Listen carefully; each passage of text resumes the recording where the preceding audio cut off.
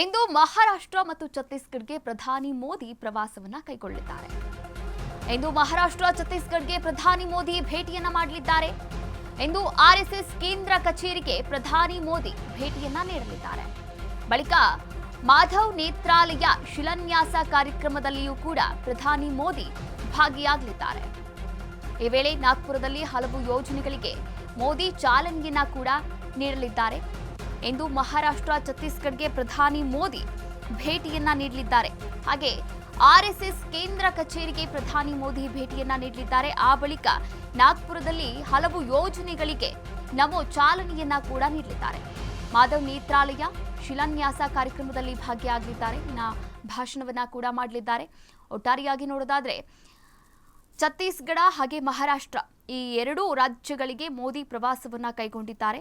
RSS ಕೇಂದ್ರ ಕಚೇರಿಗೆ ಭೇಟಿಯನ್ನ ಮಾಡಲಿದ್ದಾರೆ. ಅಲ್ಲಿರ್ತಕ್ಕಂಥ ಅಧಿಕಾರಿಗಳ ಜೊತೆ ಮಾತನಾಡಲಿದ್ದಾರೆ.